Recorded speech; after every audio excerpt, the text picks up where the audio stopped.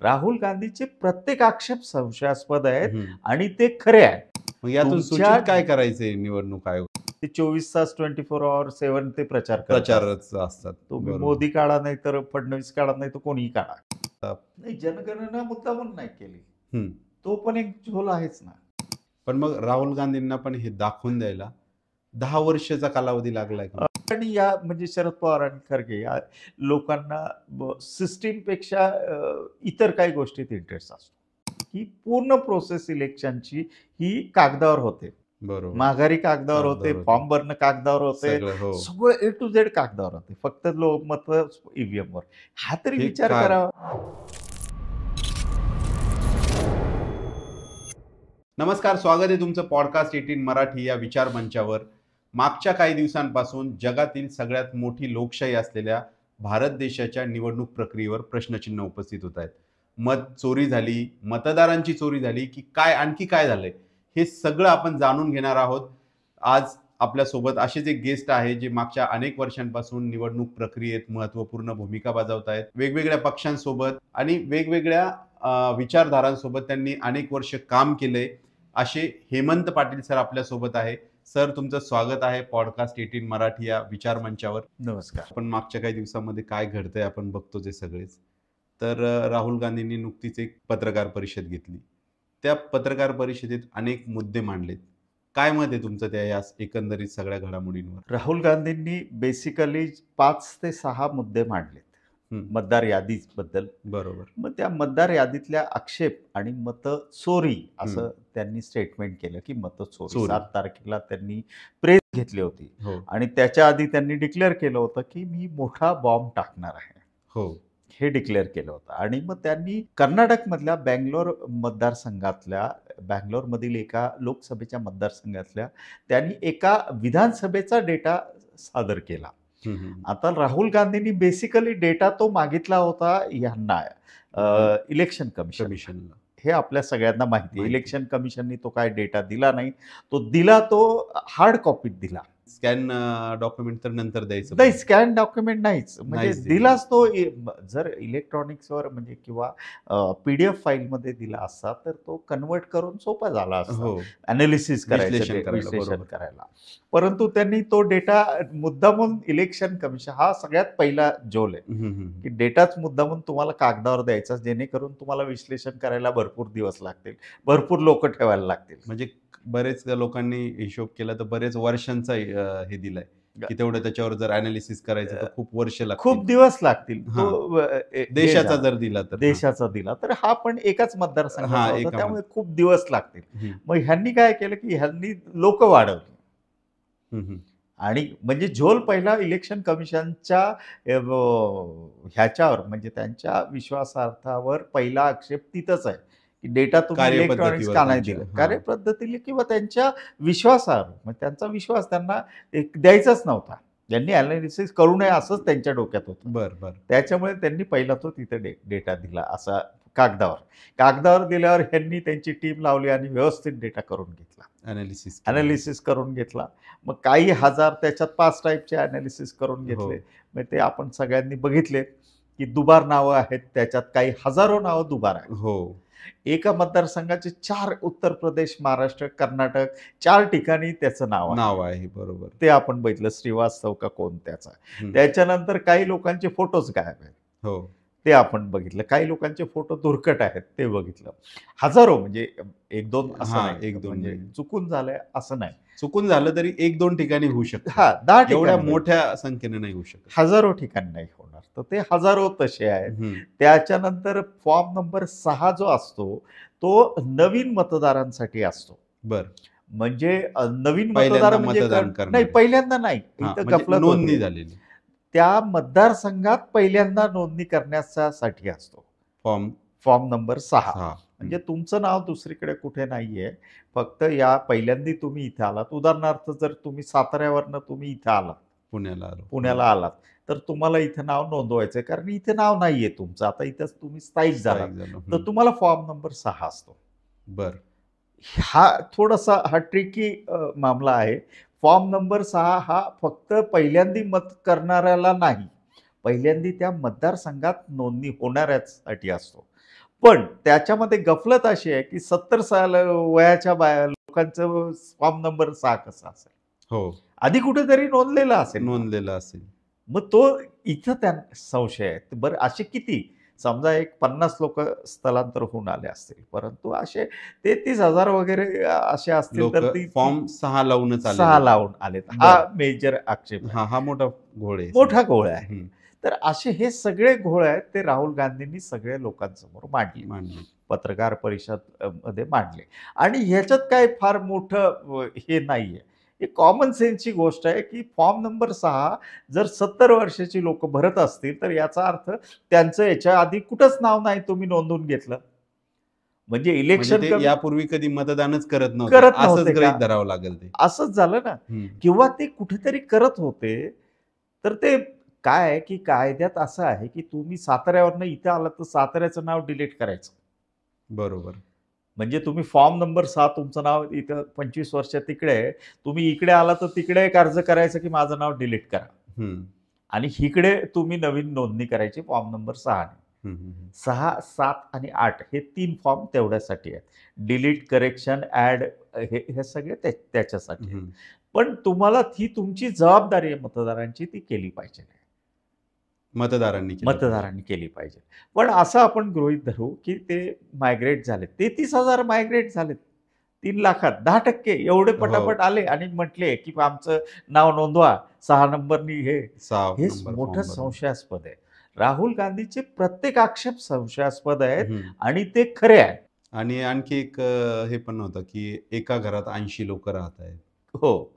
आता काय आहे, की मतदार यादीच संपूर्ण म्हणजे मी तुम्हाला म्हटलं, की 1951ला जी पहिली आपली घटना तयार हम्म, झाली हम्म. आणि पहिली निवडणूक जी झाली, त्या निवडणुकीत निवडणूक विषयक कायदे पण तयार केले गेले आणि त्यानुसार हे सगळं यादी बनवणे वगैरे हे सगळी प्रोसेस असते. तर ती तेव्हापासूनच ज्या लोकांनी केली आहे यादी, तेव्हापासूनच त्या यादीत पोस्टल ॲड्रेस नाहीये. सर्वात महत्त्वाचं पोस्टल ॲड्रेस नाहीये. मी अनेक वेळा सांगत असतो की याच्यामध्ये मतदार यादीत तुमचा पोस्टल ॲड्रेस पाहिजे. बरोबर. पोस्टल ॲड्रेस कुठे असतो तर तुमच्या बाकी सगळ्या डॉक्युमेंटवर असतो. तुमच्या MSCBचा ॲड्रेस पण पोस्टल ॲड्रेस असतो. पोस्टल ॲड्रेस तो पण मतदार यादीत नाहीये हे आणि ती तशीच ठेवली. तेव्हापासून आतापर्यंत ती तशीच ठेवली. फक्त 14ला यांनी त्याचा फायदा घेतला. 14 पासून का 14 पासून यांनी याचा फायदा घेतला. गोंधळात तशीच ठेवली. त्याचा आपल्या दृष्टीने कसा फायदा करता येईल तो करून घेतला. आणि त्यामुळे आता हे सगळे problem. त्यामुळे हे झोलच आहेत. म्हणजे 80 घर नंबर राहुल गांधींनी का आता सोशल मीडियावर पण काही याद्या फिरतायत. हो, हो, हो. बोलतायत. एकच पालघरमध्ये चाललंय की एक सुषमा हा. गुप्ता म्हणून आहे. तिचं एकाच मतदारसंघात 6 वेळा नाव आहे, वेगवेगळ्या नंबर तिथंच आहे. तिथंच आहे. फोटोही तेच, नाव तेच, वय हो, सगळं हो, सगळं हो. सारखं. पण ही करेक्ट करायची काम तिथल्या BLOच आहे. तिथल्या निवडणूक अधिकाऱ्याचं आहे. बर परंतु हे करत नाहीत कारण ह्यांना करायचं नाही. त्या बरोबर. झोलसाठी. सोपी गोष्ट आहे की अनेक ह्याच्यामध्ये शून्य घर नंबर कसा असू शकेल? शून्य असू शकत नाही. शून्य कसा असू शकेल? हो. घर नंबर हा काहीतरी शून्य- असणारच नंबर. 1 असेल, 2 असेल, 10 असेल, 150 असेल, A/समथिंग असेल, काही असू शून्य शकतं, कसा असेल? पण शून्य असू शकत नाही. अनेक लोकांचे शून्य घर नंबर आहेत. बरोबर. तेव्हा तुम्ही काय म्हणणार? हे कुणालाही समजेल. हे काय म्हणजे रॉकेट सायन्स नाहीये. बरं, ह्या सगळ्या घडामोडींवर म्हणजे राहुल गांधींची प्रेस झाल्यानंतर निवडणूक आयोगानं जे दिलेलं उत्तर आहे त्याविषयी काय वाटतं बरं तुम्हाला? निवडणूक आयोगाने उत्तरच दिलं नाही. म्हणजे त्यांनी टीका केली. कसली काहीच केलं नाही. निवडणूक आयोगाने फक्त राहुल गांधींना सांगितलं की याच्यावर काहीच केलं नाही. हा नाही, ह्या मुद्द्यावर तर काहीच केलं. लक्षात घ्या, हम्म. ह्या 5-6 मुद्दे जे त्यांनी प्रेझेंट केले, ती यादी तिथली प्रेझेंट केली. याच्यावर निवडणूक आयोगाने खरं तर म्हणायला पाहिजे होतं की तिथला जो रिटर्निंग ऑफिसर आहे, म्हणजे विधानसभेला प्रत्येक एक निवडणूक निर्णय अधिकारी असतो आणि तो याद्या तयार करत असतो.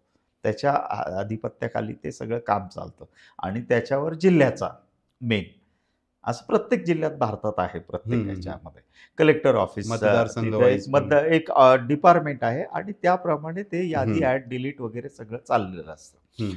निवडणूक आयोगाने खरं तर सांगितलं पाहिजे होतं की राहुल गांधींना आम्ही तिथल्या रिटर्निंग ऑफिसरला विचारतो आणि काय ते तुम्हाला योग्य उत्तर देतो. असं आहे का, घडलंय का, नाही आहे का वगैरे जे काय असेल ते. शून्य हे कसं घर नंबर किंवा 80-80 एका घर नंबरमध्ये कसे वगैरे वगैरे. पण निवडणूक आयोगाने काय केलं, की राहुल गांधींना सांगितलं, की तुम्ही ॲफिडेव्हिट द्या, की हे खरं आहे. म्हणजे माझे जे आरोप आहे हे खरे म्हणून. हां, माझे जे आरोपांवर तुम्ही ॲफिडेव्हिट हं, द्या. हं, हं. आता सर्वात गंमत अशी आहे, की डेटा निवडणूक आयोगाचा. डेटा तयार करणं आणि डिलीट म्हणजे डेटाची प्रोसेसिंग करणं. पूर्ण करणं हे निवडणूक आयोगाचं. आयोगाचं काम. आणि ॲफिडेव्हिट राहुल गांधींनी द्यायचं. हास्यास्पद आहे ना. हास्यास्पद आहे. यार राहुल गांधी तेच बोलतायत, की तुमच्या डेटावर मी काय देऊ? मग यातून तुमच्या सूचित काय करायचंय निवडणूक आयोगाला? काही नाही, विषय भरकटवायचा आहे. त्यांना काहीच द्यायचं नाहीये. डेटा विषय भरकटवायचा आहे.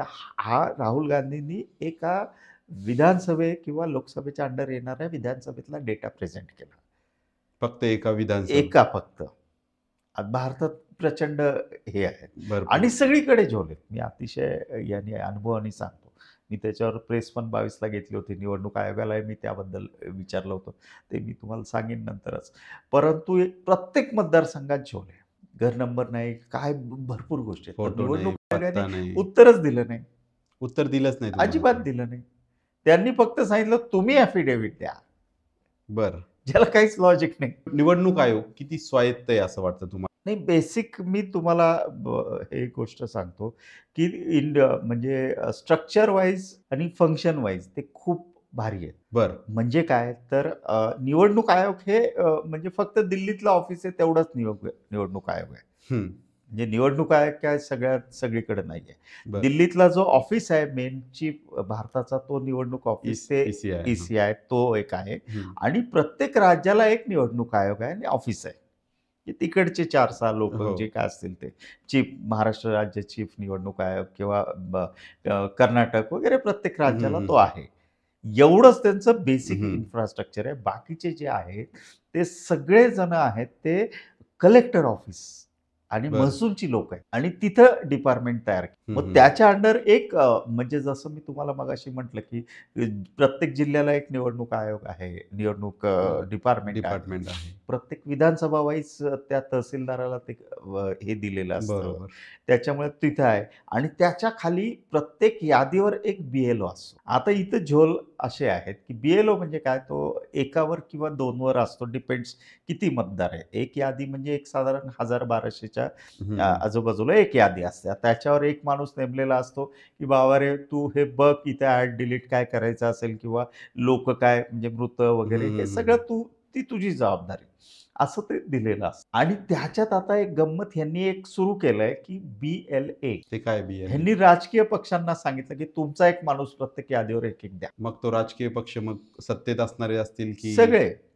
आता कोणीच देत नाही, फक्त भाजपने दिलेले आहेत बरेच. बरं. सिरियसली हे बाकीच्यांनी कोणी घेतलंच नाही. म्हणजे दुसरे पक्ष देतच नाहीये. देतच नाहीत.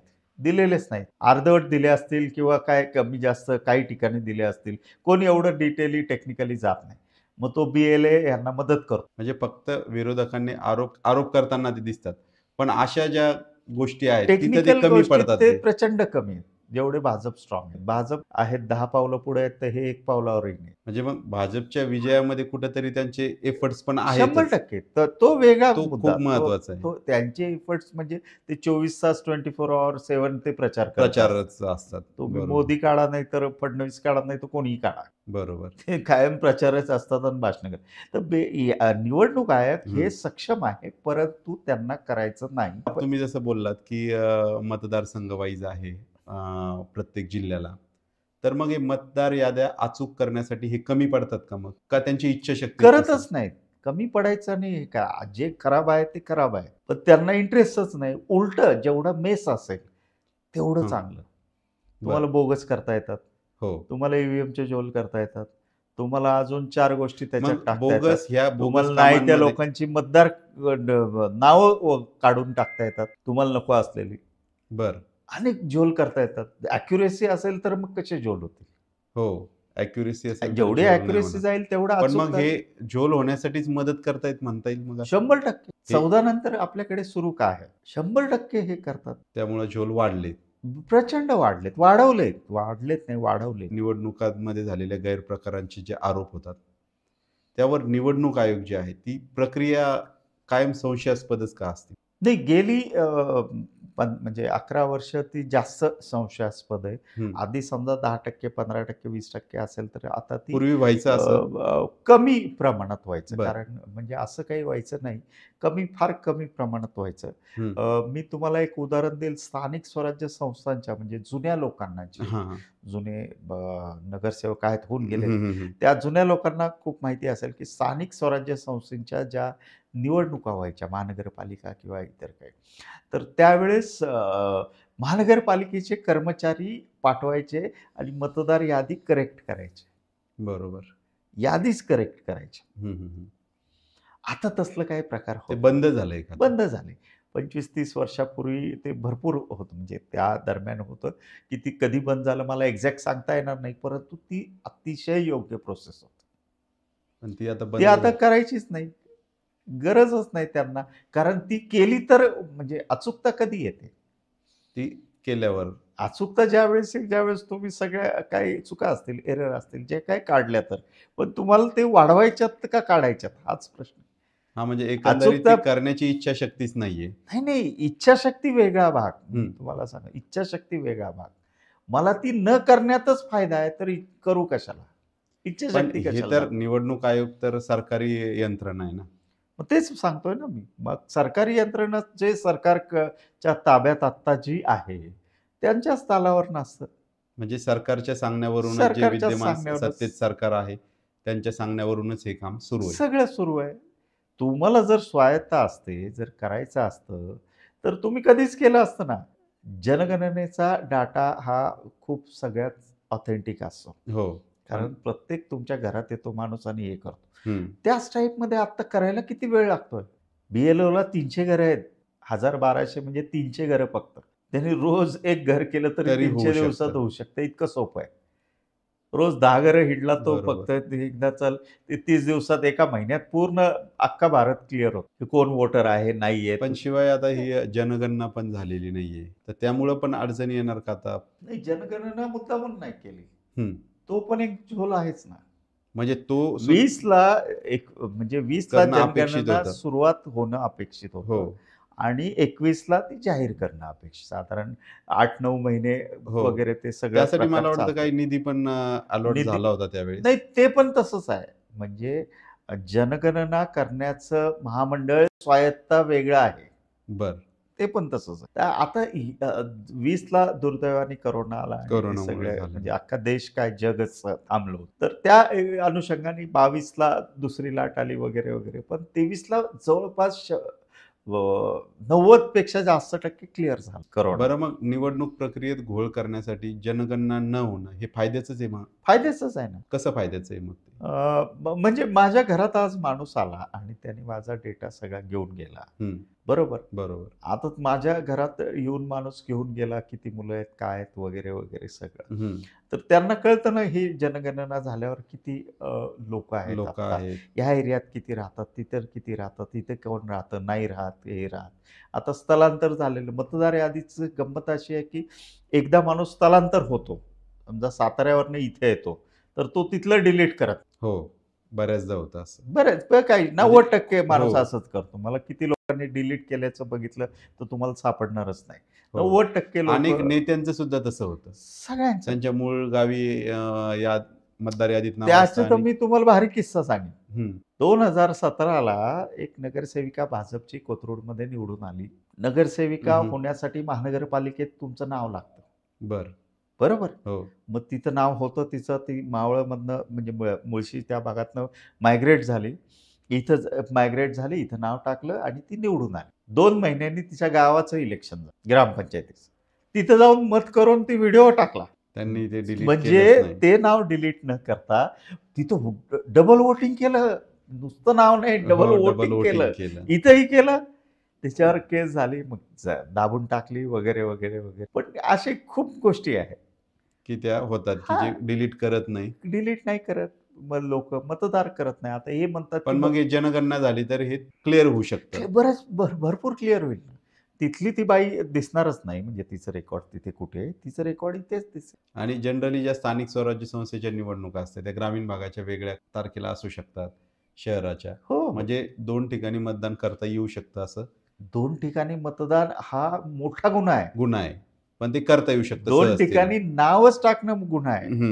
बरं हे एकंदरीत आता राहुल गांधी यांनी जे आरोप केले, त्यावर भाजपकडून आलेले उत्तर हे बघून तुम्हाला काय वाटलं एक विश्लेषक म्हणून? भाजपकडनं उत्तरच नाही आलं, माझं स्पष्ट म्हणणं आहे. हां. नाही, राहुल भाजपकडनं गांधींवर टीका केली हो, जाते. तेच सांगतो ना मी. हां. भाजपकडनं उत्तर काय आले? तर फडणवीस म्हटले याच्या डोक्यात चिप खराब झाली. हे हो. उत्तर आहे का? नाही, हे उत्तर होऊ शकत नाही. तुम्ही कुणाचंही मला उत्तर सांगा, भाजपकडनं आलेलं. उत्तर कशावर पाहिजे, की ह्या 6 मुद्द्यावर पाहिजे. बरोबर? की जसं राहुल गांधी निवडणूक म्हणतात आयोगानं उत्तर द्यायला पाहिजे. तेच जर भाजपने आता राहुल गांधींनी भाजपवर पण आरोप केले, हो. की भाजपने मत चोरी केली, भाजपला फायदा झाला वगैरे, वगैरे. परंतु माझं म्हणणं आहे, की उत्तर कसं द्यायला पाहिजे, की हे 80 लोकं एका घरात आहेत, हं. तर त्याच्यावर भाजप काहीच बोलत नाही. कारण त्यांना माहिती आहे, ते असेच आहेत. ते आहेत का नाहीत ही मतदार यादीच आहे ना. हा सूर्य आणि हा जयेंद्रथ आहे. इलेक्शन कमिशनने दिलेली मतदार यादी राहुल गांधींनी दाखवली. त्यांनी काही स्वतः तयार केली नाही. स्वतः तयार केलेली आहे. बरं ती ऑथेंटिक आहे, त्यांनी आणलेली आहे विथ पैसे काय असतील प्रिंट भरून करून ते. आणले, दाखवले. मग आता सांगा मला, की जर त्याच्यावर भाजप काय उत्तर देणार? त्यांनी उत्तरच दिलं नाही, देऊच शकत नाही. फक्त राजकीय आहे, असं आहे, तसं आहे. युक्तिवाद, काय राजकीय युक्तिवाद त्याला केला काही फक्त. लॉजिकच नाही. म्हणजे असं आहे, तसं आहे, राहुल गांधी हे आहे, ते आहे म्हणण्याला काहीच अर्थ नाही. बरं मग हे आता ह्याचे जे 2014च्या निवडणुकीपासूनच आरोप होत आहेत. कधी ईव्हीएममध्ये प्रॉब्लेम आहे किंवा ईव्हीएम हॅक होतात असे आरोप होतात. त्यानंतर आता हे मतदार याद्यांचा घोळाला आणि राहुल गांधींनी यावर सगळं आवाज उठवला, पत्रकार परिषद घेतली. हे जे राहुल गांधींनी जी कृती केली, ही व्यापक जनआंदोलन होऊ शकतं का याबाबतीत? 100%. आता काय झालंय, की ब बघा 11 वर्षात काय झालंय, 3 इलेक्शन येऊन गेल्या लोकसभेच्या आणि काही महाराष्ट्र आणि इतर सगळ्या हं, राज्यांच्या. हं. लोकांच्या मनात काही प्रचंड याच्यावर रोष आहे. ठीक आहे. उदाहरणार्थ महागाई वाढली असेल किंवा पेट्रोल, डिझेल भाव वाढले. हं. आधी तुम्ही काय केलं आणि आत्ता काय करताय? सामान्य माणसाच्या जगण्याच्या, शेतकऱ्यांचं प्रचंड हाल चालू हाल आहेत. चालू तुम्ही आहे. कुठलाही सेक्टर एक असा बघा, की तो सेक्टर खुश आहे किंवा हं, हं, हे हं. आहे. म्हणजे तुम्हाला शहरी भागाचा आपण विचार केला तर हजारो लाखो रुपये देऊन शिक्षण घ्यायला लागतं चांगल्या शाळेत. आज शिक्षण वाढलंय. आरोग्याचं तर काय होतंय ते म्हणजे विषयच नाही. कुठल्या हॉस्पिटलमध्ये जा लाखोच्या बाहेर तो माणूसच येत नाही. हो. जिवंत आला तरी. म्हणजे अशा काही गोष्टी ज्या सगळ्या चालू आहेत, या गोष्टीवर 100% रोष आहे. त्याच्यावर भाजप काही करत नाही, हं, मेन हं. म्हणजे. हं. तर मग भाजप काही करत नाही, त्यांच्याकडनं होत नाहीये. तर मग आता हे जनआंदोलन हे ऑलरेडी सोशल मीडियावर आहे. तुम्ही बघा, सोशल मीडियावर प्रचंड काही म्हणजे काही चालू आहे. चालू आहे सर. उदाहरणार्थ मी सोपं म्हणजे अतिशय फालतू उदाहरण सांगतो, की फेकू हा शब्द Googleला टाकल्यावर मोदीच कसे येतात? काहीच नाही. मग ते सोशल मीडियावर तो कंटेंट टाकल्यामुळेच Google दाखवतो तुम्हाला. हा हो. कॉमन सेन्स म्हणजे सगळ्यांना माहिती आहे. बरोबर आहे, बरोबर आहे. त्याच्यामुळे तिकडे रोष आहेच आहे. आता काय होतंय, की याला वाचा कशी फोडायची आणि कुणी फोडायची? हे नव्हतं. हं, हं, हं. कसं म्हणजे लोकांना मतदार यादीबद्दल फारशी माहिती नव्हती. बरोबर आहे. मग मतदार यादीबद्दल त्यांनी तिकडे जरी वोटिंग केलं असेल, तरी त्यांनी बघितलं नव्हतं, की याच्यात पत्ते नाहीत का, एकदम 4 लोकं नाहीत का, 25 लोकांचे दुबार नावं आहेत का, काय वगैरे त्यांचं कारण त्यांचा काहीच संबंध नव्हता आणि त्यांचा काही दोष नाहीये. राहुल गांधींनी ते दाखवून दिलं. पण मग राहुल गांधींना पण हे दाखवून द्यायला 10 वर्षाचा कालावधी लागलाय का? तसं थोडा उशिराच कालावधी आहे. म्हणजे हं. राहुल गांधी आणि त्यांच्या टीमचा. पण त्यांना ते आधीच लक्षात आलं पाहिजे, की सातत्याने 20-25 वर्ष गुजरातला तुमचीच सत्ता काय आहे? 15 वर्ष असं काय योगीनी केलं, की त्यांचीच सत्ता आहे. मध्य प्रदेशमध्ये 20 वर्ष असं काय केलं, व्यापमसारखा घोटाळा झाला तरी काही परिणाम होत नाही. ह्याच्यावर त्यांनी विचार केला पाहिजे होता आधी. पण ठीक आहे, देर से आए दुरुस्त आहे. ती गोष्ट आधीच करायला पाहिजे होती. ती आता आत्ता हे उघड होण्याच्या अगोदर पण अ, आता जेव्हा ईव्हीएमच्या चर्चा होतात, की ईव्हीएम मध्येच काहीतरी घोळ आहे. पण मग प्रश्न असाही उपस्थित व्हायचा ना, की जो पक्ष 50 वर्ष सत्तेत राहिला, त्याला जर तो घोटाळा कुठं होतोय ते सांगता येत नसेल, हं. तर मग त्याच्यावर विश्वास कसा ठेवायचा? बेसिकली कसं होतं की राहुल गांधी आणि जे काही त्यांची टीम आहे, आता कोण आहे, तर त्या लोकांना त्या गोष्टी ईव्हीएम हा प्रकारच ते विचारच नाही करत. मी अतिशय चांगल्या ह्यानी सांगतोय की सोनिया गांधी एका सहकाऱ्यांना विचारत होत्या की खरंच, म्हणजे ही मी तुम्हाला 1 वर्षापूर्वीची गोष्ट, हो, खरंच हो. ईव्हीएममध्ये होतं का? आता ह्या स्टेजला जर सोनिया गांधी 24ला विचारत विचारत असतील, असतील. तर म्हणजे काही म्हणजे त्यांना काही कळतंय नाही कळत हा भाग वेगळा. परंतु त्यांना संशय सुद्धा येत नाही किंवा विरोधी पक्ष म्हणून किती गाफील आहे. किती गाफील आहे किंवा संशयही येत नाही की असं आपण आज मंगळावर रॉकेट पाठवतो. जग कुठं चाललंय, टेक्नॉलॉजी कुठं आहे आणि हे साधे खूप त्याच्यात तर बेसिक प्रश्न आहेत, इतके घट्ट प्रश्न आहेत बेसिक ईव्हीएमच्या ह्याच्यामध्ये, तर त्याच्यावर कोणी विचारच करत नव्हतं. 50 वर्ष सत्ता ह्याचा विषयच नाही. 50 वर्षाच्या ईव्हीएम तर आता एक 20-30 वर्षापूर्वी हं, आली. हं. परंतु 50 वर्ष सत्तेत असूनही टेक्निकल गोष्टीत ते मागेच आहेत. विरोधक सगळेच मागे आहेत. तुम्ही महाराष्ट्रातले तर सगळे बरं, पक्ष आहेत. एकीकडं असं हे केलं जातं, की देशात कॉम्प्युटर काँग्रेसनं आणलं हं. आणि ती टेक्नॉलॉजी त्यांनी हे केली. पण त्यात तेच मागं पडले म्हणावं लागेल मग.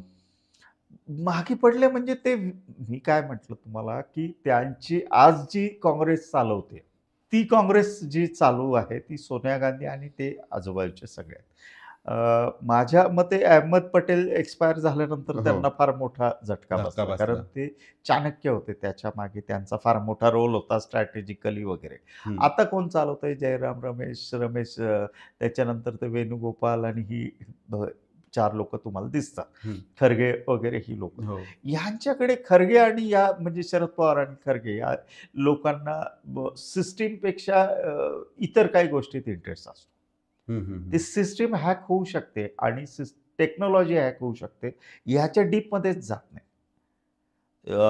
इलेक्शनच्या आधी म्हणजे 2000 लोकसभेच्या आधी तिकडे जंतर मंतरवर आंदोलनं झाली. बरीच लोकांनी आंदोलन, म्हणजे वकील काही होते, प्राचा हो. आणि मेहमूद प्राचा आणि बरेच लोकं. तर त्यांनी खूप आणि काही टेक्नॉलॉजी लोकं सांगत होते, की असं होऊ शकतं. कसं होऊ शकतं हेही सांगत होते. तरीसुद्धा ही लोकं त्या लोकांना बोलवून, "बाबा रे, नक्की कसं होतं?" आहेत ना सॉफ्टवेअर इंजिनिअर हं, हं, यांच्याकडे हं. असतील ना किंवा हे हायर करतील. पण ते करतच नाहीत. तिथपर्यंत गेलं तरच तुमचं आहे. यांची मेंटॅलिटी हॅक झाली. म्हणजे ह्यांना तेच भीती वाटते, की तुम्हीच ईव्हीएम आणला आणि तुम्हीच हो, हे आता करताय. ईव्हीएम काँग्रेसच्याच काळात आलं. काँग्रेसने आणला. आता ह्यांना ही भीती वाटते. अरे पण तुम्ही होतंय की नाही, होऊ शकते की नाही, हे सांगा की. त्यावर कोणी बोलत नाही. त्यावर तुम्ही प्रयत्न तर करा. एक स्टेप पुढे या आणि त्या 4 ह्यांना बोलवा. आता जसं मतदार यादीचं विश्लेषण केलं, हं. तसं ईव्हीएमचं करा ना. 4 लोकांना बोलवा. 4 सॉफ्टवेअर हार्डवेअर इंजिनिअरांना बोलवा आणि हे होऊ शकतं का बघा आणि होत असेल तर ते प्रेझेंट करा. बरोबर. सोपं आहे ना. बरं, दुसरं असं आहे, की पूर्ण प्रोसेस इलेक्शनची ही कागदावर होते. बरोबर. माघारी कागदावर होते, कागदावर होते. फॉर्म भरणं कागदावर होते. सगळं. हो. सगळं ए टू झेड कागदावर होते. फक्त मतं ईव्हीएमवर. हा तरी हे विचार का करावा. का आपण मग? हा तरी विचार करावा ह्या पॉलिटिकल पक्षांनी. बरं, प्रगत राष्ट्रांमध्ये पण मला वाटतं पूर्ण जर्मनी वगैरे बऱ्याच म्हणजे अमेरिका अमेरिका, असेल. बऱ्याच लोकांनी ईव्हीएम चालू करून बंद केली. आता इलेक्ट्रॉनिक्स आहे ना, इलेक्ट्रॉनिक्स हा प्रकार आणि इंटरनेट आणि अजून काही गोष्टींमुळे तो इतका म्हणजे त्याच्यात रोज बदल होत आहेत. हो. रोज काहीतरी वेगळं अपडेट घडतंय. अपडेट आज रोज अपडेट एआय येतात. आलंय. तुम्हाला हेच करू देणार नाही. काही सुधरूच देणार नाही. आता तर फार वेगळीच हे आहे. तर एवढं तरी विचार करा, की हे इथं बसून होऊ शकतं की नाही. मी बरोबर. एक ईव्हीएमचं एकच उदाहरण देतो, की इलेक्शन कमिशन दाखवतंय, की हे ईव्हीएम हॅक करून दाखव. अरे पण हे ईव्हीएम म्हणजे कुठलं? हे नकोय मला हॅक करायला. जे वोटिंगच्या दिवशी मी जे बटन दाबणार आहे ना, ते हॅक होतंय की नाही मला दाखवा. म्हणजे तुम्ही जे उदाहरणासाठी देऊ शकता, ते फुलप्रूफ असू शकतं. करेक्ट. पण प्रत्यक्षात मतदान सुरू असताना ते फुलप्रूफ आहे का नाही? हे कसं कळणार? हो. तर तो मुद्दा पुन्हा तसाच राहतो. हेच महत्वाचं आहे. मी अजून दुसरा मुद्दा सांगतो, की आता ह्यांनी कोर्ट पण सगळं ते मॅनेज वगैरे बऱ्यापैकी कोर्ट आहे. भाजपच्या बाजूने बोलतंय. तर कोर्टाने सांगितलं पाहिजे किंवा ह्यांनी ठणकावून सांगितलं पाहिजे. मुळात ई-सी-आयनीच बोलायला नाही पाहिजे ईव्हीएमवर. बोलायला पाहिजे ज्यांनी ईव्हीएम तयार केलं ते भेल आणि इलेक्ट्रॉनिक्स कॉर्पोरेशन ऑफ इंडिया. बरोबर. ई-सी-आयचा संबंधच नाही. त्यांना काहीच अक्कल नाही त्यातली. ह्या टेक्नॉलॉजी आणि ह्यांचे इंजिनियर आणि ह्यांचे इंजिनियर समोर बसले पाहिजेत कोर्टाच्या समोर आणि सांगायला पाहिजे हॅक होतं की नाही. बरोबर. ते सोपी गोष्ट सांगतात, आहे. ई-सी-आय वाले सांगतात. ई-सी-आयचा hack होतं. काही संबंध. ज्यांनी निर्मिती केली त्यांनी हे ठामपणे मशीन सांगायला गाडी पाहिजे. जर 6वा गेअर टाकून ती पुढेच जात असेल रिव्हर्सच्या ऐवजी तर टाटा लेलँड सांगणार ना. एसटी महामंडळ कशाला सांगतंय? हो. बरं, यामध्ये आता राहुल गांधी यांनी काय केलंय, की महाराष्ट्राचं सुद्धा नाव घेतलंय. मतांची चोरी झाली. तर या इथं पण मतांची चोरी झाली असं वाटतंय का मग तुम्हाला? आता दोन भाग आहे ह्याच्यामध्ये. पहिली बरं. गोष्ट मतांची चोरी आधी मी एक्सप्लेन करून तुम्हाला सांगतो, की हं. मतांची चोरी कशी होऊ शकेल. हं. ठीक आहे. मतांची चोरी 3 ते 4 गोष्टीमुळे होऊ शकेल. हे हं. आत्ताचा जो मतदार यादीचा झोल आहे याच्यामध्ये. बरं. पहिली गोष्ट म्हणजे जी आता तुम्हाला 80 नावं दिसतात किंवा 4 नावं इकडं हो. सगळीकडे 6 नावं दिसतायत. आता त्या बाईचं पालघरमध्ये 6 वेळा एकाच मतदार यादीत नाव आहे. तर ते झोल काय, त्या बाईच्या नावावर 5 लोकं वोटिंग करतील वेगळी, बोगस आणि एक ती बाई करेल. हा एक झोल असू शकतो. दुसरा झोल काय असू शकतो, की तिथलं बूथच हॅक करून जे काय बोगस नावं आहेत त्यांच्या नावावर मतदान इतर करायचं. लोक जे आपण बघितलं, की बीडचे निवडणुकीचे व्हिडिओ व्हायरल झाले होते, हो. की केंद्रात आत कुणाला जाऊ देत जाऊ नव्हतं. देत नाही. ते कराडचे कार्यकर्ते आणि बूथ कॅप्चरिंग. बूथ कॅप्चरिंग ते होऊ शकतं. आणि तिसरं काय होऊ शकतं, तर तिकडचा अधिकारी 6 नंतर पटापट बटणं दाबणार आणि इकडं नावं लिहिणार त्या बोगस लोकांची. चौथी गोष्ट काय होऊ शकते, हं. तर त्याच लोकांची ईव्हीएमद्वारे मतदान म्हणजे हॅकिंग मॅनेज याच्याद्वारे.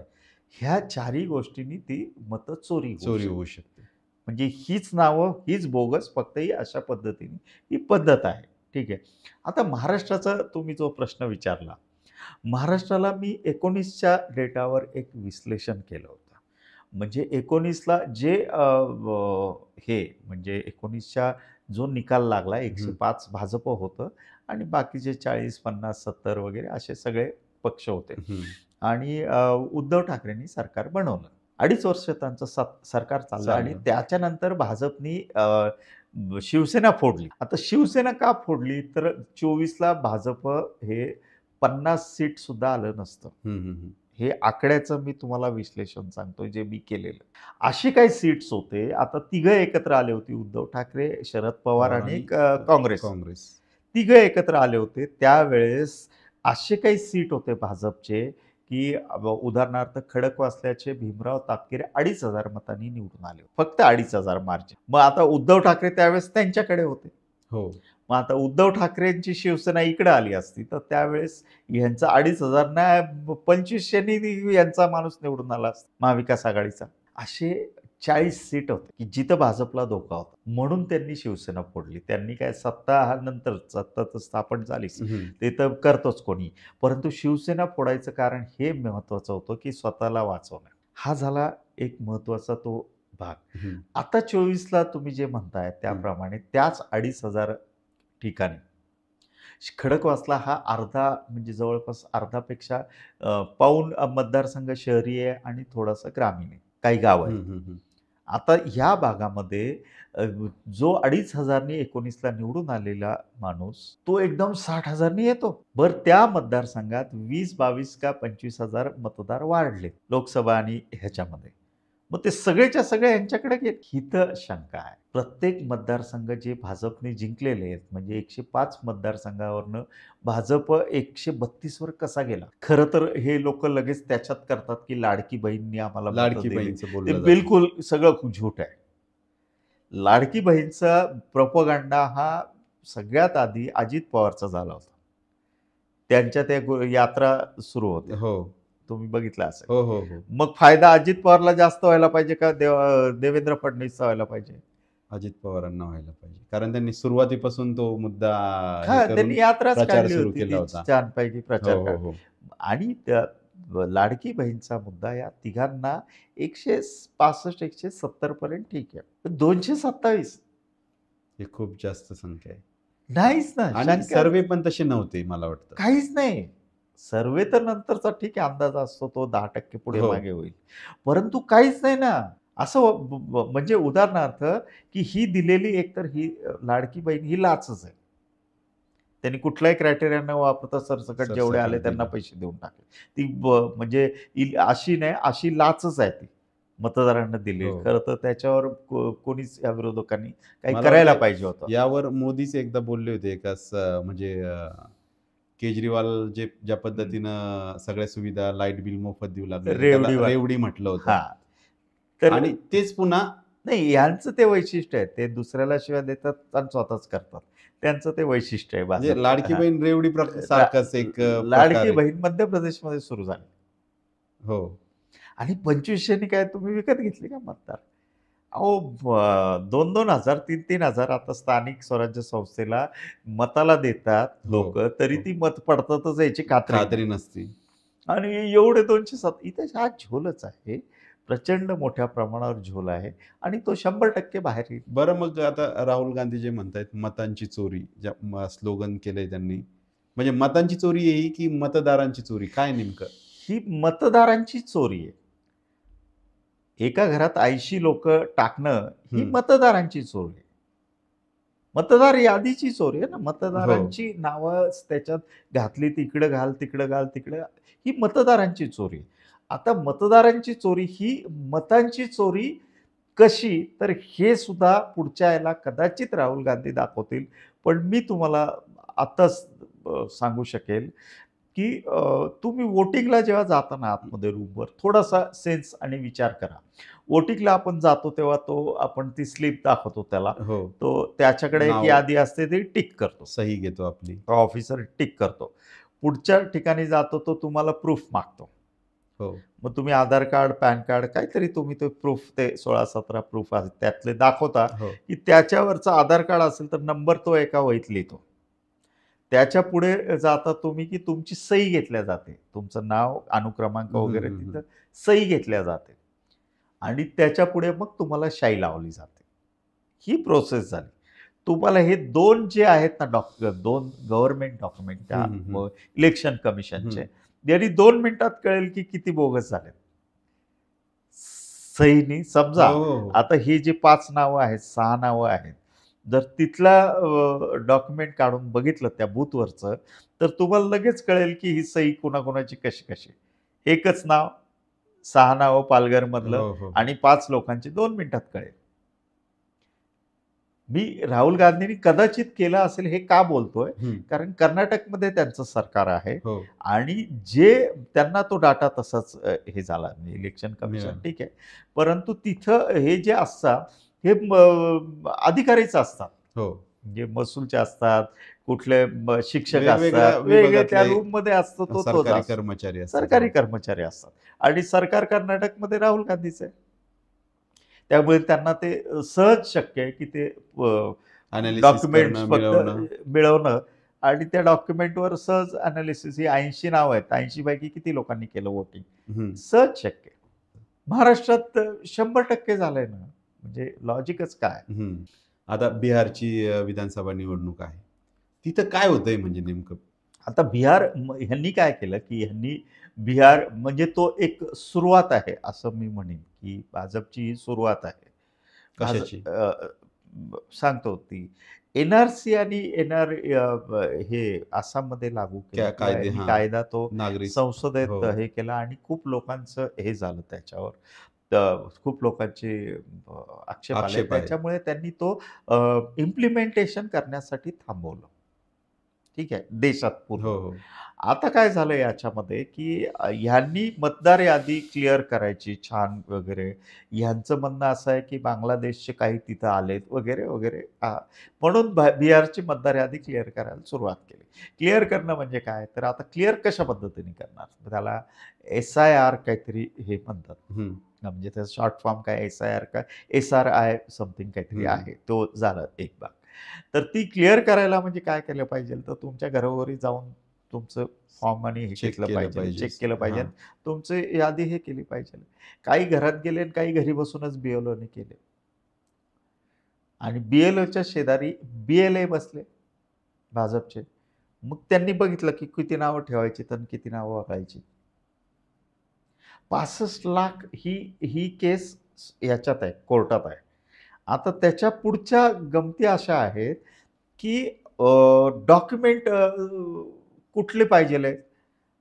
2003च्या आधी जे म्हणजे सुरुवात अशी केली की 2003च्या आधी जे जन्म झालाय म्हणजे आई वडील आहेत आणि त्याचा मुलगाचं 2003 नंतर झालं, तर आई वडिलांचं डॉक्युमेंट आणा. त्याचा काय संबंध?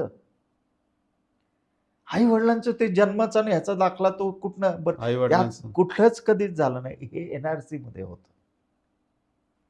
आई वडिलांचे दाखले आणा, हे NRC मध्ये. तर त्याच्यामुळे तो जो प्रकार आहे तो प्रकार इथं इलेक्शन कमिशनच्या नावाने सुरू केला. ठीक आहे. आता त्याच्यात गंमत आहे, काही 4 लोक सुप्रीम कोर्टात गेले, ती केसही अजून हो, सुरू हो. आहे, हिअरिंगवर आहे, चालू आहे. चांगले हे आहे. त्याच्यात कोर्ट पण इतकं म्हणजे कोर्टाला ह्यांनी सांगितलं 65 लाख नावं वगळली आणि प्रारूप यादी ती जाहीर केली. कोर्टाला ह्यांनी सांगितलं हा झोल जर त्यांनी दाखवला, म्हणजे तेजस्वी यादवनी दाखवला की माझं इथं कार्ड पण आहे आणि इथं पण आहे, त्याच्यावर ह्यांनी उलट हे केलं की तू दाखव. ह्यांनी दाखवलं तेव्हा नाही तूच 2 नावं टाकली असतील. म्हणजे हे सगळा प्रकार आरोप-प्रत्यारोप सुरू दहशतीचा आहे आहे. हो. सगळा. सुप्रीम कोर्टात त्याच्यावर केस चालू आहे. ह्याच्यात कोर्ट पण इतकं हुशार की म्हणजे मला कोर्टाच्या याच्यावर सुद्धा आक्षेप आहे की कोर्टाने परवा ह्यांनी इलेक्शन कमिशननी सांगितलं की आधार कार्ड, पॅन कार्ड, त्याच्यानंतर हे काय हे डॉक्युमेंट नाहीये. Election card. हे मत नोंदणीसाठी डॉक्युमेंट नाही ग्राह्य धरतायत. कोर्टही म्हटलं हो. अरे मग तुम्ही मागता कशाला? 6 नंबरचा फॉर्म भरल्यावर मी आता 6 महिन्यापूर्वी पोरांचे फॉर्म भरले. 6 महिन्याचा 6 नंबरचा फॉर्म भरल्यावर नवीन वोटरला तुम्ही आधार कार्डच मागता. मग ते कसं ग्राह्य नाहीये? बरोबर आहे. आधार कार्डच मागता. एकीकडे मागता आणि पुन्हा सांगताय ग्राह्य पण दुसरी नाही. गोष्ट, तुम्ही 17 पुरावे कशाला घेता मतदानाच्या वेळेस? रेशन कार्ड म्हणजे जिचा फोटो असलेला फोटो असलेला प्रूफ तुम्ही घेता. बँकेचे पासबुक फोटो आहेत, मग ते व्हॅलिडच झाले पाहिजेत. आता 65 लाख मतदार त्यांनी मृत आहेत, दुबार आहेत, सोडून गेलेत वगैरे वगैरे कारणाखाली डिलीट केली त्या प्रारूप यादीमधनं. आणि ते मतदार कालचीच गोष्ट आहे, काल परवाचीच गोष्ट आहे, त्यातले 2 मृत झालेले मतदार योगेंद्र यादवनी सुप्रीम कोर्टात दाखवले. सगळ्यांची बोलती बंद झाली. हे बघा, याचं डॉक्युमेंट, हे मृत झालेले यांनी दाखवले यादीत, हे 2 जिवंत आहेत. आता पुढचं झोल हे काय करतात? आता यांनी काय केलं की ही यादी लोक काय म्हटले, विरोधक आणि इतर सगळे लोक म्हटले की जे 65 लाख तुम्ही डिलीट केले ते आम्हाला दाखवा, आम्हाला त्याची यादी द्या सॉफ्ट कॉपी. नॅचरली म्हणजे आम्हाला शोधता येईल कोण कर्ज दिलंय का, कर्ज दुबार आहे का. एक ते म्हणतात आम्ही देणार नाही, दुसरं म्हणतात ती पण नाही देणार आणि इलेक्ट्रॉनिक्स पण नाही देणार. कोर्टात सांगतायत. मला गंमत वाटते त्या वकिलांची की किंवा जजची की हे लोक कसे म्हणू शकतील की मी देणार नाही. अरे ते काय घरचं आहे का? हे भारताचं डॉक्युमेंट आहे. हे प्रत्येक माणसाचं डॉक्युमेंट आहे. 140 कोटी लोकांची ती प्रॉपर्टी आहे. कुठली पण सरकारी प्रॉपर्टी 140 कोटी लोकांची. हे कसं म्हणू शकतात की देणार नाही खुल्लं, आणि कोर्टही ते मान्य करतं. मला गंमत वाटते.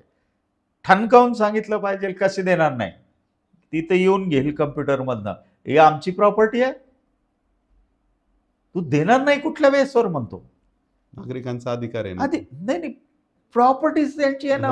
तुमचं घरचे काय मागतोय का? 10 रुपये द्या डॉक्युमेंट तुमचं मागतोय का? काय तुमची प्रॉपर्टीचं डॉक्युमेंट? हे आम्ही मतदार यादी डिलीट तुम्ही केली त्याचं डॉक्युमेंट मागतोय. बरोबर. तुम्हाला द्यायलाच पाहिजे ना, ही आमची प्रॉपर्टी आहे बेसिकली. हे राहुल गांधी आणि या ठणकावून सांगितलं पाहिजे उद्या येतोय, ठणकावून बोललं पाहिजे हे मला पाहिजे. तुझ्या घरची आहे का? तुझी प्रायव्हेट प्रॉपर्टी मागतो का? बरोबर. सो हे झोल जोपर्यंत विरोधक आणि वकील किंवा ज्यांना वाटतं की हे चुकीचं आहे, यांनी अग्रेसिव्हली होत नाही तोपर्यंत हे जास्त दाद नाही देणार. बरं, मग आता जर आपण पाहिलं मग 2019ला शस्त्र खरेदीचा होता, राफेलचा राफेल खरेदीचा मुद्दा होता. 2024 राफेलला जोडून होता पुलवामा. हा 2024ला आला की लोकशाही धोक्यात आहे. मग हाच अजेंडा पुढच्या निवडणुकीत असू शकेल का आता, का मतांची चोरी?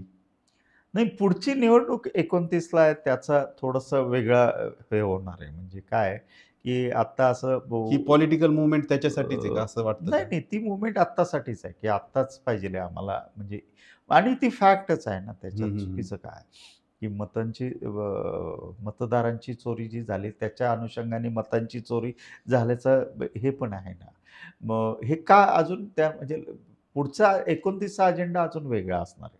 म्हणजे हा पॉलिटिकल अजेंडा होऊ शकत नाही? नाही, हा पॉलिटिकल नाही आहे, हा लोकांचा अजेंडा आहे. सोपं सांगा ना, तुमचं नाव पुढे जर काहीतरी चुकीचं हे असेल तर मी माझं उदाहरण सांगतो. माझा अजेंडा आहे हा. माझं नाव 164ला आहे अनेक वर्षापासून. मी जिथं राहतो तिथंच मला नाव पाहिजे. लोकसभेला मी तिथंच वोटिंग केलं. आत्ता विधानसभेला माझं नाव लक्ष्मी रोडला टाकलं. मी राहतो शास्त्री रोडला, SP कॉलेजची बॅक साईड. माझं नाव 164ला होतं, माझं टाकलं 78ला. काय करू? ऍड्रेस तिथलाच, आधार कार्ड तिथलंच, वोटर कार्ड तिथलंच. बरोबर. त्यामुळे हा माझा अजेंडा आहे. बरं, कालच एक बातमी होती की मध्य प्रदेशातून EVM मशीन स्थानिक स्वराज्य संस्थेसाठी महाराष्ट्रात येणार. काय मत आहे बरं यावर तुमचं? काय झोल करण्यासाठी? गुजरातवरनं नव्हती मागच्या वेळेस आली. मध्य प्रदेश आपल्याकडे EVM काय असतं, 2 प्रकार आहेत. म्हणजे लोकसभा आणि विधानसभेची EVM वेगळी असतात आणि स्थानिक स्वराज्य संस्थांची वेगळी असतात.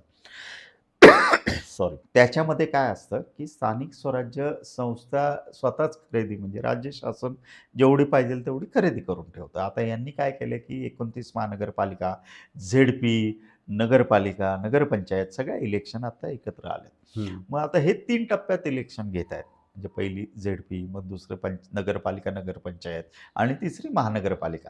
आता त्याच्या नावावर हे काय करतात की सगळी मशीन तिकडनं मागवत आहे. वास्तविक पाहता आपल्याकडे पुरेशी मशीन्स आहेत महाराष्ट्राकडे. हो, 100% पुरेशी मशीन्स आहेत, त्याच्याबद्दल काही वादच नाही.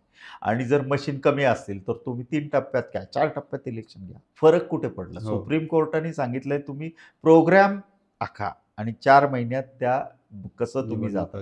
पण असं नाही सांगितलं की ही ऑक्टोबरलाच व्हायला पाहिजे, ऑक्टोबरच्या आत सगळं असं काहीच सांगितलं. डेडलाईन नाही दिली, डेटची दिवस दिले. त्याच्यामुळे हे आता तिकडनं मागवायचं काहीच कारण नाही. त्याच्यात एक झोल मी तुम्हाला सांगतो की स्थानिक स्वराज्य संस्थेच्या ज्या मशीन असतात, मग त्या प्रत्येक राज्याच्या कुठल्याही असतात, त्याच्यात डिटॅचेबल मेमरी चिप असते.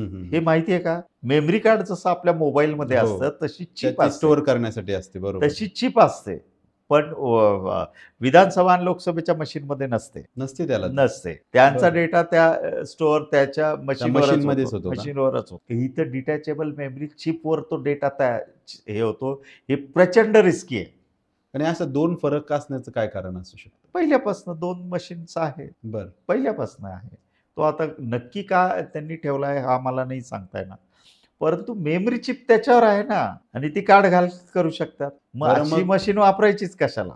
स्थानिक स्वराज्य संस्थेमध्ये पण आपण जसं चर्चा करतोय, झोल होतोय, तर हा झोल स्थानिक स्वराज्य संस्थेच्या निवडणुकीतही होऊ शकतो का? 100% होतोच, होऊ शकतो. काय मी अतिशय खात्रीने सांगतो, मी 2017ला महानगरपालिकेच्या ज्या पुण्यातल्या निवडणुका झाल्या त्याच्यात मी वोटिंगचा आणि काउंटिंगचा डेटा घेतला.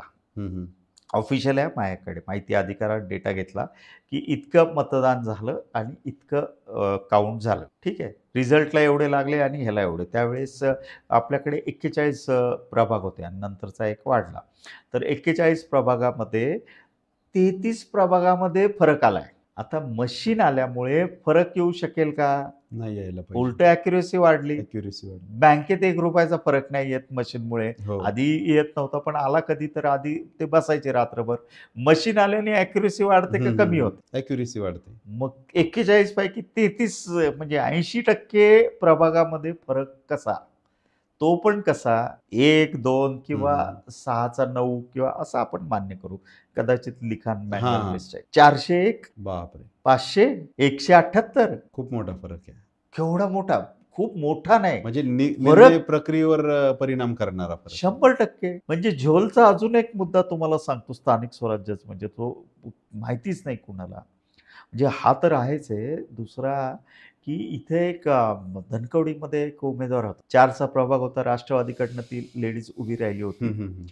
तिला सांगितलं की तू 950 मतांनी जिंकली. बाप. ठीक आहे.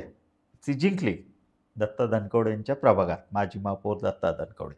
दत्ता धनकवडे जिंकली असं तिला सांगितलं, सर्टिफिकेट नंतर घेऊन जा. ते गेले बाहेर. हं. बाहेर जाताना जाहीर केलेलं आहे ना, पोलिसांनी, पी-आयनी पत्र दिलं की तुम्ही निवडून आलात असं जाहीर झालेलं आहे, तर तुम्ही कुठलीही 144 कलमनुसार तुम्ही कुठलीही मिरवणूक काढू नका.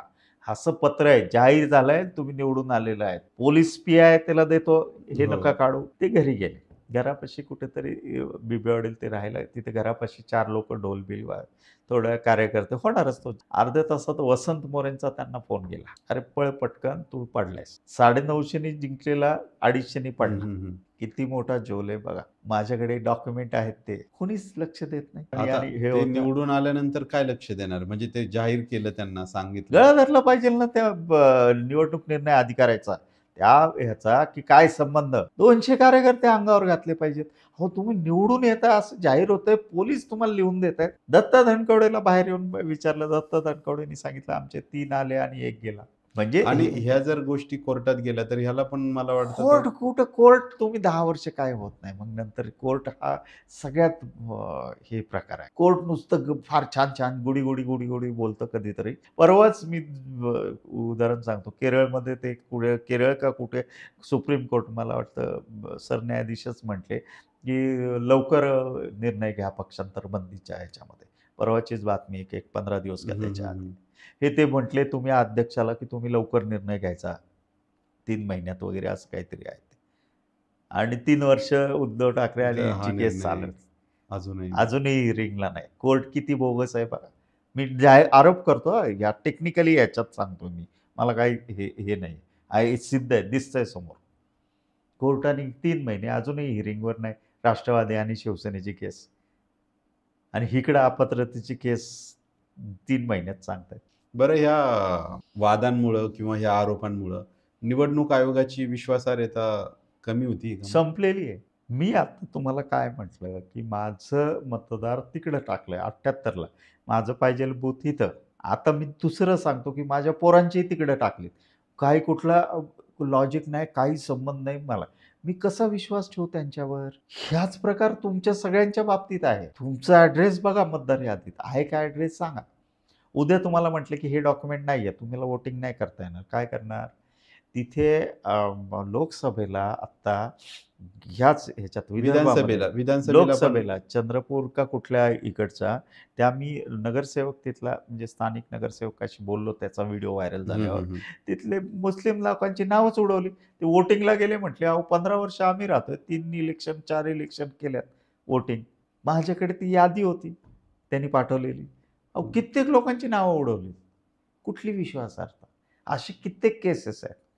मग संपली आहे. ह्यांची ती परत येण्यासाठी त्यांना ते न्यूट्रलच राहावं लागेल. बरोबर. मग न्यूट्रल राहणं म्हणजे काय? तर मतदार यादी नीट करणं, सगळ्यांना समान संधी देणं, सगळ्यांना वागणूक चांगली व्यवस्थित देणं, कित्येक गोष्टी आहेत. बरं, मग विरोधी पक्षांचा विरोध या निवडणूक आयोगाच्या कार्यपद्धतीला असावा का ईव्हीएम मशीनला असावा? काय सगळ्याला असावं. म्हणजे ईव्हीएम मशीन दोन्ही गोष्टी आहेत. ईव्हीएम मध्ये झोल कसा होतो, तर ह्यांच्या साथीशिवाय होऊ शकत होऊ नाही. शकत नाही. मतदार यादीचा आत्ता तुम्हाला फक्त एकच झोल समोर आलाय. हो. तो कुणामुळे आलाय? व्य- इलेक्शन विरोध- हो. कमिशनमुळे. मग ईव्हीएमचा झोल इलेक्शन कमिशनच्या साथीशिवाय होणारच नाही. मग इलेक्शन कमिशनची साथ, याचा अर्थ फार वरच्या दर्जाला आहे सगळे झोल. मग ते दोघांनाही विरोध केला पाहिजे. आता गंमत अशी आहे, मी तुम्हाला सांगतो, की विरोधक सिस्टीममध्ये राहून विरोध करतात. ठीक आहे, सिस्टीममध्ये राहून म्हणजे सिस्टीममध्ये काय, तर आम्ही नी मोर्चा काढू, आम्ही कायद्यानुसार, आंदोलन हो, हो, करू, हो. आम्ही एवढं लोकशाहीचे सिस्टीममध्ये, जे अधिकार लोकशाहीचे जे मिळाले, अधिकार, हां. ते सिस्टीममध्ये राहून करतात. हे सिस्टीम ताब्यात घेऊन तोडतात. सिस्टीम ताब्यात घेऊन सगळं मोडून टाकतात. मग आता तुम्हाला काय केलं? जाऊ दे ना, तुम्हाला 2 लाख लोक घेऊन जा ना ECI कडे. तुम्ही मी 2 आंदोलनाचं हे उल्लेख करेन. आत्ता लेटेस्टच्या गोष्टी. हम्म. एक तर शेतकरी आंदोलनाला पहिल्यांदी मोदीला 3 कायदे मागे घ्यायला लावले. मोदी शहा इतके हलके नाहीये. ते अतिशय श्रूड आहेत. अतिशय म्हणजे अतिशय श्रूड आहेत. ते त्यांची जरासुद्धा किंवा भाजप जरासुद्धा स्वतःची माघार सहन नाही करत. पण शेतकऱ्यांनी तिथं बसून कायदे मागे घ्यायला लावले. काहीशे शेतकरी मेलेत. 200हून अधिक शेतकरी मेले. मेलेत. त्याला माघार घ्यायला लावली. तिन्ही कायदे संसदेत परत घेतलेत. दुसरं जरांगेचं आंदोलन. काही पण असो ते किती पेटलं, किती झाली, 2 लाख झाले तर लोकांनी सांगितलं 10 लाख जमले, 1 लाख जमले तर सांगितलं 10 लाख जमले वगैरे ते काही जे काय काय असेल. असेल पण ती तेवढी लोकं त्यांनी जमवली. शासनाला विचार तर करायला. विचार त्यांनी करा. फूट पाडली, कारण हे तो केलं. मुद्दा बाजूला पडला होता आरक्षणाचा. नाही, तो तर झालाच, परंतु लोक जमवली ना, जमवल्यावर ही सर्वसामान्य माणसांनी जमवली. सर्वसामान्य लोक रस्त्यावर उतरले. हितच हे विरोधकांचा प्रॉब्लेम आहे, की त्याला मग लोक किंवा मीडिया तर नाहीच आहे त्यांच्याबरोबर. मग त्याला काय म्हणतात? हे राजकीय आहे. तुम्ही सर्वसामान्य माणसाला, जे आपला मगाशी विषय झाला, सर्वसामान्य माणसं जर जन आंदोलन म्हणून त्याच्यात जोडली गेली आणि ती रस्त्यावर उतरली तर सगळ्यांना फेसेल. पूर्ण सिस्टीमला फेसेल. आणि बदल घडू शकेल. 100%. तुम्हाला मी जर आता लिहिलं, की माझे हे असा झोल आहे, ताबडतोब करेक्ट करा, असं मी ECIला लिहिलं. माझ्या मतदार यादीत माझं नाव इकडे टाकलं येते. मी इथेही प्रयत्न करेल, मुंबईलाही करेल. ठीक आहे. माझ्यासारख्या 100 लोकांनी लिहिलं तर काय होईल? फरक 1000 लोकांनी लिहिलं काय होईल? 10,000 लोकांनी लिहिलं काय होईल? हे ECI आणि कोर्ट या दोघांना विचारायला पाहिजे. हे प्रश्न आणि हे जायला पाहिजेत तिथे. आणि लोक जातील. आता ती लोक इतकी पेटलेली आहेत. लोक 100% जातील. जर सूर्याला सूर्य म्हणत नाहीत आणि तुम्ही भलतंच काहीतरी बोलताय. प्रश्न वेगळा, उत्तर वेगळं. हो, उत्तर वेगळं आहे. प्रश्न 5 हे विचारले आणि तुम्ही उत्तर देता ॲफिडेव्हिट द्या. अरे ह्याच्यावर बोल ना. त्यामुळे लोक आता चिडलेली आहेत. लोक पेटलेली आहेत. ती जेव्हा फक्त ती एकत्र येऊन जी ECI आणि कोर्टाला विचारेल. कोर्ट म्हणून तुम्हाला मी म्हटलं, की कोर्टाने सांगायला पाहिजे, डेटा दे. तुझ्या घरचा नाही डेटा. बरोबर. डेटा पाहिजे ताबडतोब. कारण शंका अनेक लोकांना आहे आणि त्याचा आता उद्रेक होऊ शकतो येणाऱ्या उत्तरच काळात. नाही ना त्याचं. हां, त्याचं उत्तर मिळत नाहीये. उत्तर मिळत नाही तर त्याचा उद्रेक लोक 100% जाणार यांच्याकडे. म्हणजे येणाऱ्या प्रश्नच काळात नाही. यावर जन आंदोलन पाहायला मिळू शकतं खूप आपल्याला. मोठं होईल. म्हणजे जे राऊतांनी सांगितलं, मगाशी तुम्ही हो. मला विचारलं, की जयप्रकाश त्याच्यापेक्षा JP मोठं होईल. आंदोलनासारखं. JP पेक्षा मोठं होईल. हे हो. मतचोरीचं 100% मोठं होईल. अर्थात याला अजून काही कोऑर्डिनेशन कोण कसं करतं याच्यावर पण आहे. हो. परंतु हे 100% सध्या तरी इंडिया आघाडी एकत्रित येऊन याविरुद्ध काम आंदोलन करायला लागली. आणि मुख्य म्हणजे आता बंगालमध्ये इलेक्शन आहे, तमिळमध्ये इलेक्शन आहे, बिहारमध्ये बिहारमध्ये इलेक्शन आहे. जे यांच्या विरुद्ध स्टेट बऱ्यापैकी आहे. आहेत. म्हणजे तिथं जरी बिहारमध्ये भाजप आणि जे ह्याची सत्ता असते तरी ते विरोधात लोक भरपूर आहेत हो, तिकडे. हो, हो. तामिळ तर काही विषयच नाही, ते आहेतच आहे. साऊथमध्ये नाही साऊथमध्ये तर आहेच आहे. विशेष म्हणजे तिथं निवडणूक आल्यात की वातावरण तापतं. हो. मग लोक तापतात. तर त्याचा ह्या गोष्टीचा या निवडणुकांवरही आणि परिणाम मी होऊ तिसरं शकतो. जन आंदोलन सांगेल, की आता लेटेस्ट जे हत्तीचं कोल्हापुराचा हो, हो. निर्णय लोकांनी बदलावा जिओ लागला. असे टाकलेत. आपण बघितलं हो, असेल हो, टीव्हीवर, हो. लोकांनी जिओ असे टाकलेत. त्यामुळे उद्रेक हा कुठल्याही प्रश्नावर, मी 3 वेगळ्या प्रश्नावरची उदाहरणं दिली. हो. तर उद्रेक आहेच आहे. फक्त तो संघटित होणं आणि त्याप्रमाणे बाहेर येणं. सोशल मीडियावर येतोच येतो. एकंदरीतच आपली खूप छान चर्चा झाली सर या घडामोडींवर आणि तुम्ही खूप छान माहिती दिली आणि तुम्ही बऱ्याच वर्ष यामध्ये काम करता त्यामुळं प्रेक्षकांना पण याची भरपूर माहिती मिळाली. तुम्ही पॉडकास्ट 18 मराठीच्या व्यासपीठावर आलात त्याबद्दल तुमचे धन्यवाद सर. धन्यवाद. तर असं होतं सध्याच्या ज्या घडामोडी घडत आहेत मतचोरीच्या म्हणा किंवा EVMच्या असतील या सगळ्याच विषयांवर सरांनी खूप छान माहिती दिली आपल्याला आणि ही छान माहिती तुम्ही जास्तीत जास्त शेअर करा आणि आवडलं तर लाईक करा आणि चॅनल जर तुम्ही सबस्क्राईब केलं नसेल तर चॅनल सबस्क्राईब करा. भेटूया पुढच्या पॉडकास्टमध्ये. तोपर्यंत धन्यवाद.